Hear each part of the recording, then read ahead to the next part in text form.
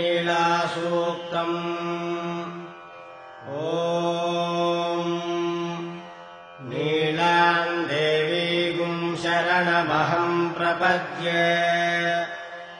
स्तोमत्रयस्त्रिगुंशे भुवनस्य पत्नीरिवस्वद्वाते अभिनो गृणाहि घृतवती सवितराधिपत्यैः पयस्वतीरन्तिराशानो अस्तु ध्रुवा दिशाम् विष्णुपत्न्यघोरास्येषा सहसोऽयामनोता बृहस्पतिर्मातरिष्वोतवायुः सन्तु वानावाता अभिनो गृणन्तु विष्टम्भो दिवो धरुणः पृथिव्या अस्येषा जगतो विष्णुपत्नी विश्वम् यच इषयन्ति सुभूतिः शिवानो अस्त्वदिति उपस्थे विष्णुपत्न्यै च विद्महे श्रिया सख्यै च धीमहि तन्नो नीला प्रचोदयात् अर्यमणम् बृहस्पतिमिन्द्रम् दानाय चोदय वाचम् विष्णुगुम् सरस्वतीगुम् सवितारम् च वाजिनम् सोमगुम् राजानम् वरुणमग्निमन्वारभामहे आदित्यान् विष्णुगुम् सूर्यम् ब्रह्माणम् च बृहस्पतिम्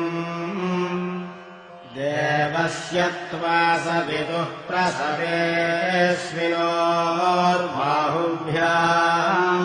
पूष्णो हस्ताभ्यागुम् सरस्वत्यै वाचो यन्तुर्यन्त्रेणाग्ने स्वा साम्राज्येनाभिषिञ्चामीन्द्रस्य बृहस्पते स्वा साम्राज्येनाभिषिञ्चामि निशसादधृतौ रथो वरुणः पश्या स्वा साम्राज्याय शुक्रतुः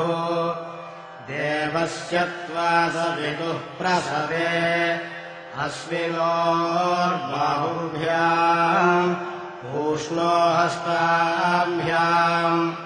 अस्मिनोर्भैषज्येन तेजसे ब्रह्मवर्चसायाभिषिञ्चामि देवस्य त्वा सवितुः प्रसवे अस्मिनोर्बाहुभ्याम् पूष्णो हस्ताभ्याम् सरस्वत्यै भैषज्येन वीर्यायान्नाद्यायाभिषिञ्चामि देवस्य त्वा सवितुः प्रसवे अस्मिनोर्बाहुभ्याम् पूष्णो हस्ताभ्याम् इन्द्रस्येन्द्रियेण श्रियै यशसे बलायाभिषिञ्चामि ॐ शान्तिः शान्तिः शान्तिः।